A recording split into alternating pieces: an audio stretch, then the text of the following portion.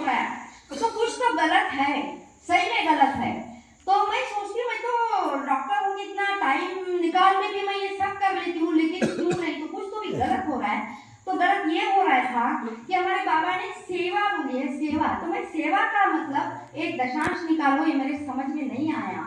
मैं जो भी कमाती मैं डॉक्टर साहब के पास दे देती, और उनके हाथ थोड़े ढीले हैं, वो दे देते इधर उधर, लेकिन मैंने खुद ऐसा मैं कुछ करती हूँ। मैं मानवता को मानवता की तरह यूज करती हूँ मैं डॉक्टर होने से, लेकिन मैंने दशांश नहीं निकाला। इसलिए मुझे ऐसा लगा कि किसी ने मुझे ये नई बीमारी ने अभी पकड़ा है। मेरे पूरे शरीर से गर्म भाप निकलती है, नींद नहीं आती है, मैं बहुत परेशान हूँ। तो मैं अब इधर से जाके मैंने ठान लिया है मैं एक दशांश निकालूंगी। और बाबा ने उनको पूजा बोले तो सेवा बोला है, तो हम एक इंसान में भगवान देखते हैं, और हम एक उनकी हम सेवा करने में ही हम भगवान सोच के मैंने दशांश नहीं निकाला। और एक छोटी सी बात बताती हूँ, आपका टाइम ले रही हूँ। भगवान हर एक चीज में भगवान।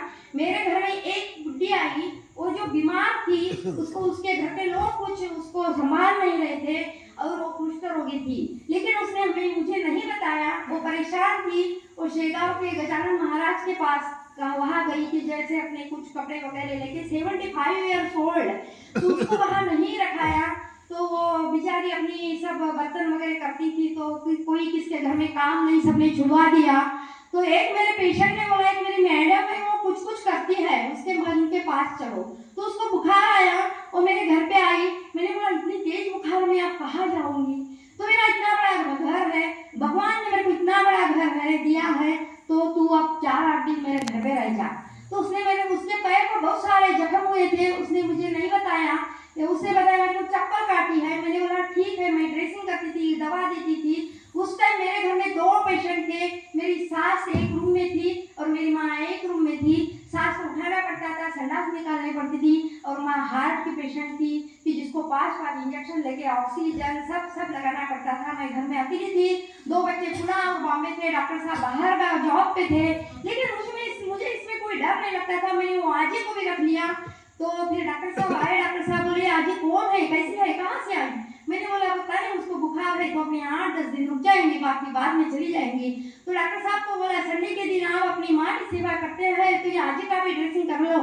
तो आजी का ड्रेसिंग डॉक्टर साहब ने करा। उन्होंने जल्दी उनके समझ में आ गया ये कुष्ठ रोगी है।